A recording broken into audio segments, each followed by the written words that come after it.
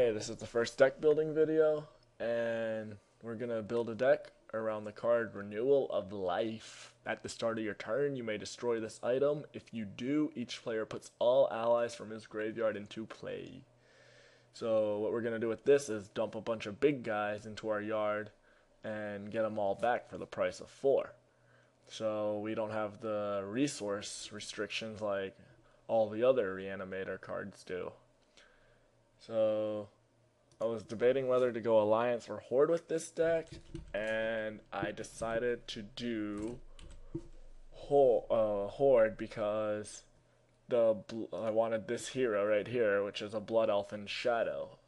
I was originally going to use Arcanite Kalina because her flip would have been nice to kill a spell suppression at the end of turn or a banish to the nether, which would stop your renewal from going off, but I figured that with Death Knight being new and it's going to be popular, and I do not want our board to be wiped out to Army of the Dead, which would basically destroy all our guys and their guys, and they just get a bunch of 3/3s and win the game right there. So with Lorithamar, we get his exhaust ability, and we can also exhaust our hero, which gives us 2 counters for abilities. The second reason I chose this hero was because he's Shadow, and with Shadow we get access to the amazing card from Scourge War, Dispersion. With Dispersion, we can play it on turn 3 and then play Renewal on turn 4, and we won't take damage either turn 3 or 4. So it's buying us turns, which is really nice, and it's only doing it at the cost of 2. And it'll allow us to combo off pretty easily against aggro decks.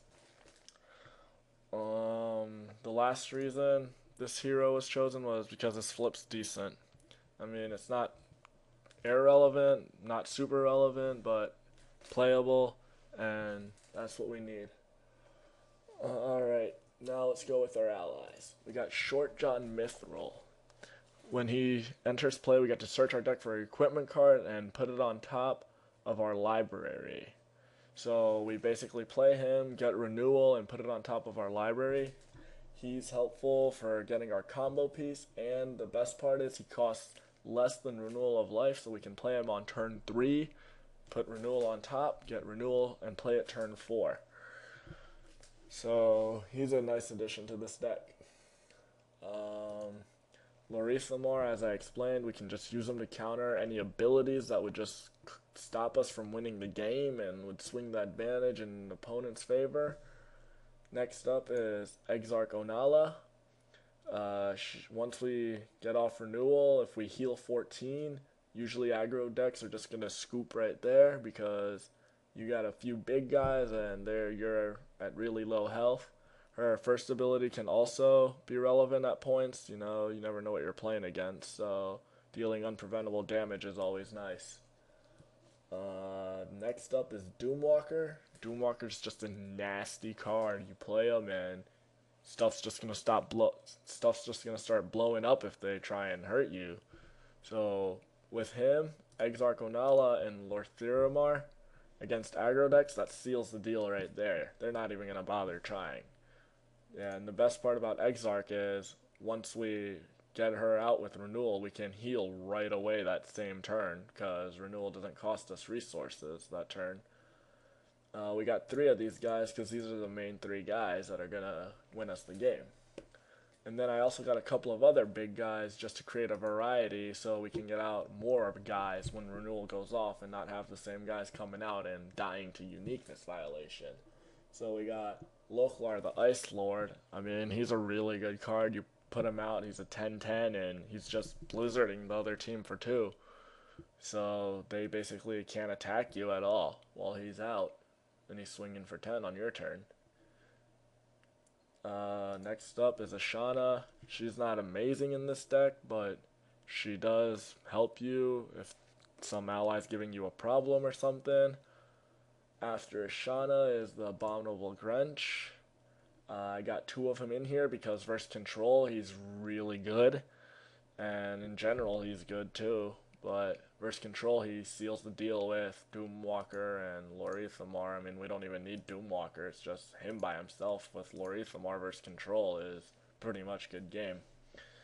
We got Marksman Glaus, he's just a tempo swinger. We can complete our quests for a lot cheaper, and if the pressure's on, we can start trading into guys with her. So that's why we got her in here. Next up is Rawaza Stone Tusk. Not too sure about him. He seems like a decent stall card, so he's in here just to stall against aggros to make sure we can get off our combo.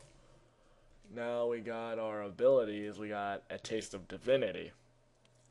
This card is basically just helps us kill guys that are trying to stop us from comboing off and kill us beforehand. It's just a really good card.